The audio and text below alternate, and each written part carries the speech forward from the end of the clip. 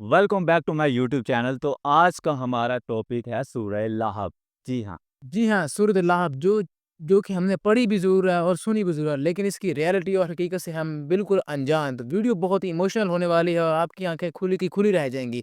तो वीडियो के साथ एंड तक बने रहिए और हम करते हैं वीडियो को स्टार्ट। और वीडियो को स्किप करना नहीं है बिल्कुल आपने। जी बिल्कुल। तो वीडियो आपने सूरह लहब सुनी भी होगी, पढ़ी भी होगी, लेकिन आपको इसके मतलब का बिल्कुल भी नहीं पता। वीडियो मैं बार बार कह रहा हूँ, इसलिए कह रहा हूँ कि वीडियो में आपको मज़ा भी आएगा और आपको काफ़ी कुछ सीखने को भी मिलेगा। तो बने रहिए हमारी वीडियो के साथ एंड तक।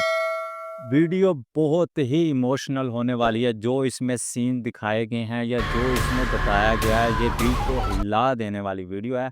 तो एंड तक लाजमी देखें। शुरू करते हैं। ये बात है कुरान की। ये कोई कुरान नहीं है, ये बस झूठी शायरी है, मोहम्मद की शायरी। ये बात है उस आग की जो लगाएगी एक बीवी अपने शौहर के लिए। मोहम्मद के दर्द से मुझे सुकून मिलता है। गुलामों, ये कांटे उसके घर के सामने बिछा दो। ये कहानी है उस इंसान की जिसने रसूलुल्लाह को भरे बाजार में रुस्वा किया। मक्का वालों, इसकी बात मत सुनना, ये मेरा भतीजा मोहम्मद है और ये दीवाना है, दीवाना। वो देखो पागल आदमी। ये बात है सूरह लहब। तब्बत यदा अबी लहब व तब। अक्सर मुस्लिम फैमिलीज में बच्चों को कुरान का रट्टा लगवा दिया जाता है। मतलब पता होना हो, चारों कुल सूरह लहब याद होनी चाहिए। तब्बत यदा अबी लहब व तब। शायद इसी वजह से आज कुरान हमारे घरों में तो है लेकिन दिलों में नहीं।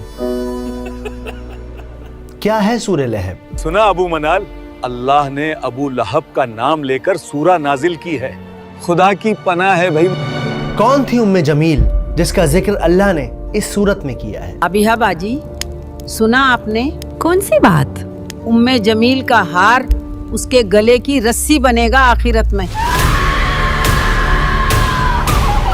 और ऐसा क्या कर दिया इन दोनों मियाँ बीवी ने कि अल्लाह ने कुरान में अबू लहब का नाम लेकर इन्हें क्रिटिसाइज किया है। उसका अल्लाह हमें आग का अजाब देगा। कहता है मैं लकड़ियाँ उठाऊंगी अपने सर पर।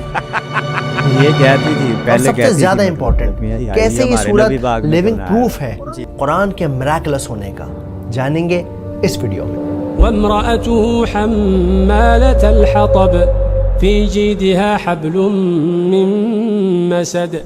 सूरह लहब मक्का में उस वक्त नाजिल हुई जब अबू लहब ने जुल्म की सारी हदें पार कर दी। वो अल्लाह के नबी को परेशान करता, उनको गालियां देता, उन्हें भरे बाजार रुस्वा करता।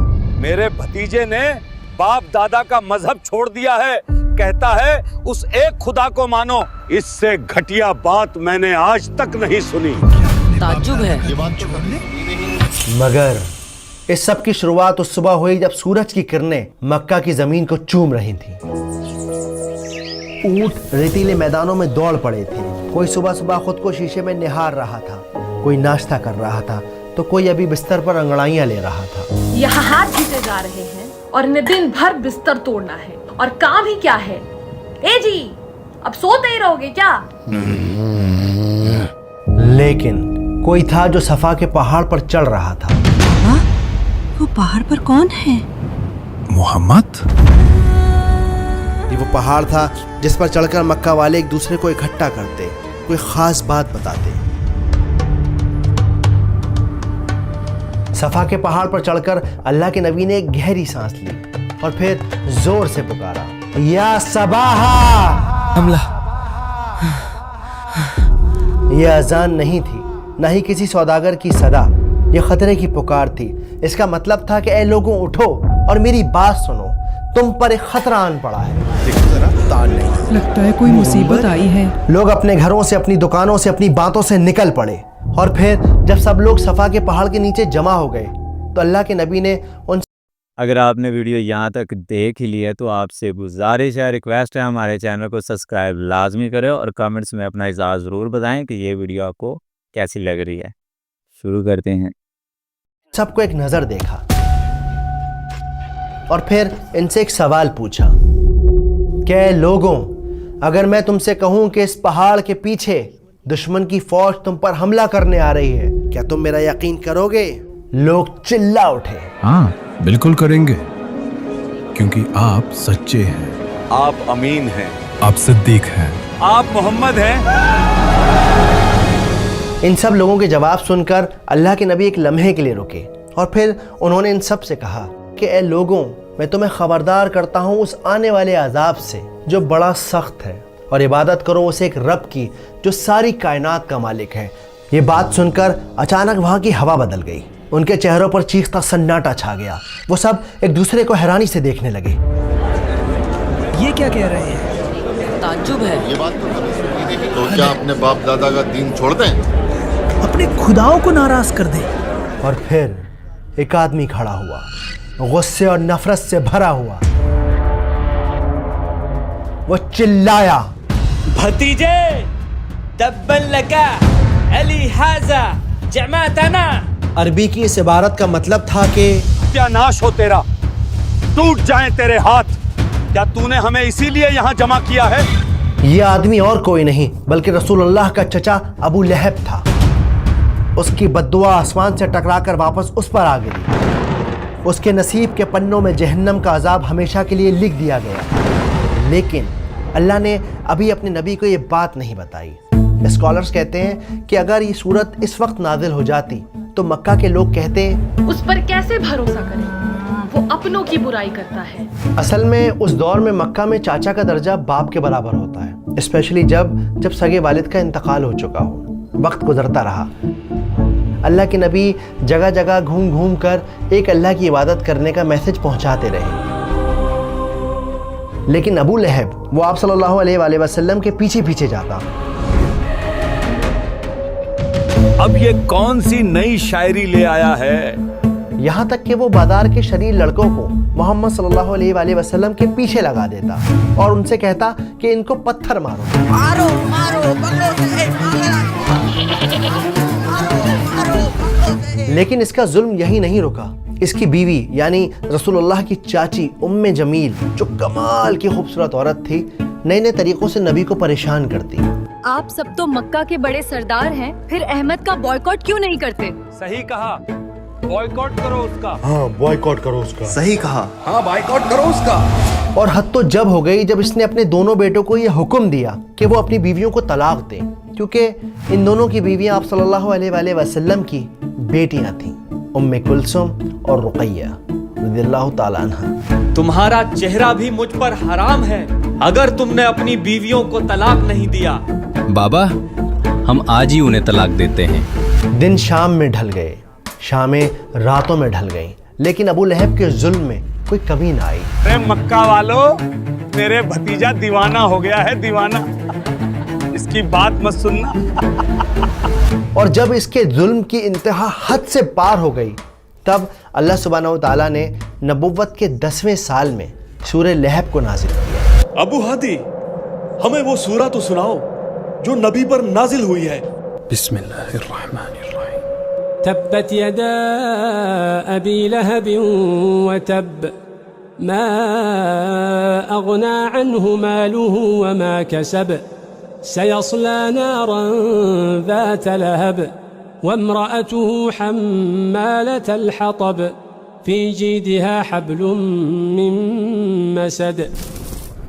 आइए अब इस सूरत को सिनेमैटिक अंदाज से समझते हैं, आसान तरीके से। तो पहली आयत है तब्बत यदा अबी लहब व तब। पहली आयत में अल्लाह ने कहा कि टूट गए दोनों हाथ अबू लहब के और बर्बाद हो गया वो। अब यहाँ पर दो बातें हैं जो नोट करने वाली हैं। पहली बात ये है कि ये जो पूरी आयत है, ये आयत असल में पास्ट टेंस में बात कर रही है, यानी ऐसा नहीं कि अबू लहब के हाथ टूटेंगे, असल में उसके हाथ टूट चुके। जिस लम्हे उसने नबी पाक की शान में गुस्ताखी की, उसी लम्हे उसके हाथ टूट गए। तो ये काम 100% हो चुका है, उसके हाथ टूट चुके हैं।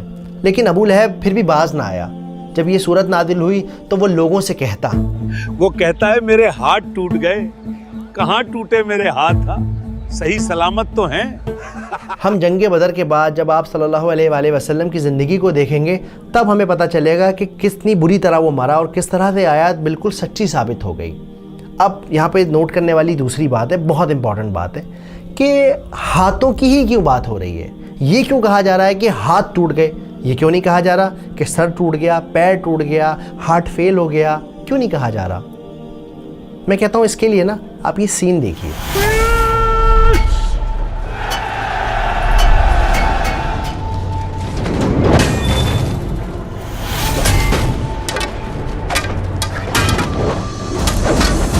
چلیے اس سین کو ایک بار پھر سے دیکھتے ہیں. اس سین میں آپ نے نوٹس کیا ہوگا کہ کیسے ایک سپاہی نے، ایک فائٹر نے اپنے ہاتھ میں ایک تلوار لی ہوئی ہے اور دوسرے ہاتھ میں خود کو بچانے کے لیے اس کے پاس شیلڈ ہے، ایک ڈھال ہے. تو اگر کسی انسان کے دونوں ہاتھ ٹوٹ جائیں گے تو کیا ہوگا؟ نہ تو وہ وار کر سکے گا اور نہ ہی اپنا بچاؤ کر سکے گا. تو پھر ان دی اینڈ آپ برباد ہو جاؤ گے، ختم ہو جاؤ گے اور اگلا حملہ پھر آپ ہی کے اوپر ہوگا. بالکل اسی طرح ہم ابو لہب کی زندگی میں دیکھتے ہیں، اس کا مال، اس کے بیٹے، اس کے کنیکشن، اس کے تعلقات، اس کی پاور، سب کے سب برباد ہو گئے. کوئی بھی اس کے کام نہیں آیا. اور ہم آگے جا کے دیکھتے ہیں کہ جب وہ مرا تو اتنی بری موت مرا، اتنی بری موت مرا کہ کوئی اسے چھونے والا نہیں تھا، کوئی دفنانے والا نہیں تھا. کئی دنوں تک اس کی لاش سڑک پر سڑتی رہی، لوگ پریشان ہوتے رہے، یہاں تک کہ اس کے اپنے لڑکوں نے بھی اسے چھونے سے، گھر میں رکھنے سے منع کر دیا. ارے ابو لہب کے بیٹو، اپنے باپ کی لاش تو ٹھکانے لگاؤ، بدبو سے لوگ الٹی کر رہے ہیں. اب آتے ہیں آیت نمبر 2 پر. ما اغنا عنہ مالہ وما کسب. نہ ہی اس کا کوئی مال اس کے کام آیا، نہ ہی اس کی کوئی اولاد اس کے کام آئی. اصل میں یہ آیت جواب ہے اس بات کا جو ابو لہب اکثر لوگوں سے کہا کرتا تھا. اگر وہ سچا ہے دے دوں گا مال و دولت اللہ کو اور بچا لوں گا خود کو جہنم سے. اب یہاں نوٹ کرنے والی بات یہ ہے کہ یہ جو کسب کا لفظ ہے اس کا مطلب ہوتا ہے کمائی کے، ارننگ کے. کبھی کبھی لوگوں کے پاس بڑا پیسہ ہوتا ہے، باپ دادا نے ان کے کما کے چھوڑا ہوا ہوتا ہے، پر یہ کسب کا لفظ استعمال کیا جاتا ہے اپنی کمائی کے، جو آپ نے خود کمائی ہے. آپ صلی اللہ علیہ وآلہ وسلم کی ایک حدیث ہے جس میں وہ کہتے ہیں کہ انسان کی سب سے بہتر کمائی اس کی اولاد ہے، اور جس طرح سے ہم دیکھتے ہیں کہ اس کی اولاد اس کے کام نہیں آئی. اگلی آیت کی طرف بڑھتے ہیں، آیت نمبر 3. سَيَصْلَىٰ نَارًا ذَاتَ لَهَبٍ. کہ ابو لہب جہنم کی آگ میں جلایا جائے گا جو بھڑک رہی ہوگی، شعلے والی آگ ہوگی.